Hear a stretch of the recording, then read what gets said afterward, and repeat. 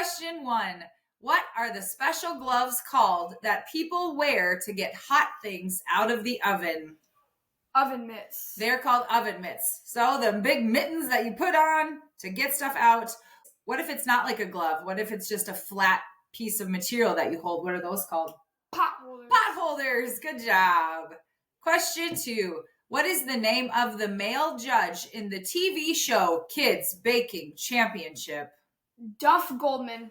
Duff Goldman. We just watched an episode of Kids Baking Championship last night. It is one of my favorites. Question 3. What do you call bread or cookies before they are baked? Dough. Dough of bread or cookies before they are baked, and it is good, except you're not supposed to eat them because they contain raw eggs. Still delicious. Very good. Question 4. What are the two parts of an egg? The white and the yolk. The white and the yolk. Which is the white part?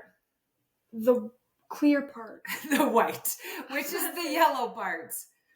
The yellow yolk. The yolk. Yep, Yolk. You're right. Yolk. Question 5. What kind of icing is typically used to assemble gingerbread houses? Buttercream, royal icing, or ganache?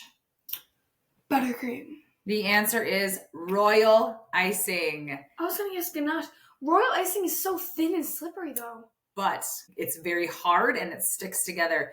Used to glue pieces together, royal icing is used because of its hardening characteristic. It can also be found on several rolled cookies and some wedding cakes. So when royal icing hardens, it sticks together really well. So you use it to make sure the sides of your gingerbread house don't fall apart. Question 6. Typically, what kind of cracker is used to make the crust of a cheesecake? The graham cracker. Graham cracker crust is typically what's on the bottom side of a cheesecake, and it is delicious. The graham. I love cheesecake, and I love graham cracker crust. Me too. Question 7. What type of chocolate takes the longest to melt? Dark, milk, or white? Dark. You're right. Dark chocolate, especially those with 85% or more cocoa solids, take the longest time to melt due to its higher cocoa content and a higher melting point compared to milk or white chocolate. Of those three, milk, white, dark, what is your chocolate of choice? White. Really? I like milk, not dark. I'm sorry, I can't with dark. Dark is a little bitter. I love it though. I love it. I'll take them all. I love chocolate. Give me all the chocolate. Give me the white and the white. And the milk. Just white? And the white. Question 1. Which element is used in an astronaut's visor? Tin, boron, or gold? Boron. The answer is gold.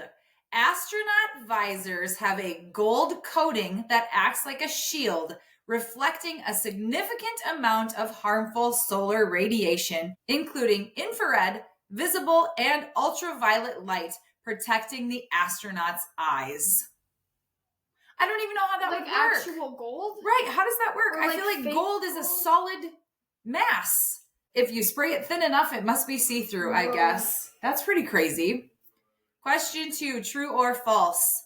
Silver's atomic symbol on the periodic table is S. False. You're right. It is Ag. Some chemical element symbols don't directly match their English names because they are derived from the Latin or other ancient names of the element, which were used when the elements were first discovered and named, often centuries ago. So silver, when it was first named, must have had an Ag in it, like agranium or arguanium or something, but now it's silver, much easier. Question 3. Which element is commonly found in table salt and public swimming pools? Chlorine. Chlorine is the answer. Chlorine continues to be the disinfectant of choice in the food industry, in swimming pools, and in the drinking water supply in most developed countries. And chlorine smells. It has a very distinct smell. Question 4. Which element is a liquid at room temperature and can be found in a thermometer? Calcium, mercury, or krypton? Mercury. You're right. Mercury is unique among metals in that it remains in a liquid state at standard temperatures, making it suitable for use in thermometers. So mercury, like if you see a glass thermometer, there could be mercury inside of it. Question 5. What element has the symbol He and is used in floating balloons? Helium. You got it! That was my helium voice. A helium balloon floats in the air because helium is significantly lighter than air, meaning when a balloon is filled with helium, it becomes less dense than the surrounding air, causing an upward buoyant force that makes it float. I say that we go to Hy-Vee or something after this episode and we grab a balloon and fill it with helium and then we just open it up and suck it in. Make a video of our voices. When you suck in helium, you're not supposed to do it. It's not great for you. If you do it in a very small dose, like that, it makes your voice really, really high and it sounds really funny. Question 6. What metal is the lightest of all metals? Tungsten, platinum, or lithium?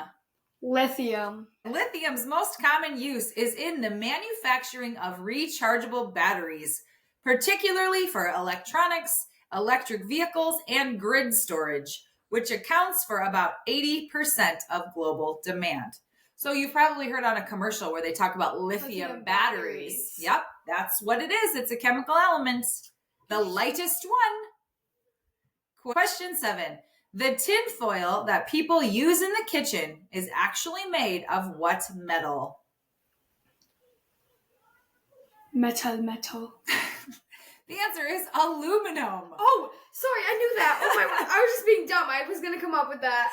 Aluminum foil, which is made from aluminum, became more popular due to its durability, malleability, and lower cost compared to tin foil. So foil that you put over things that you grill or in your fridge used to be made out of tin, so it was called tin foil. Now it's made out of aluminum. So it's called aluminum foil. So it's called aluminum foil. Yeah.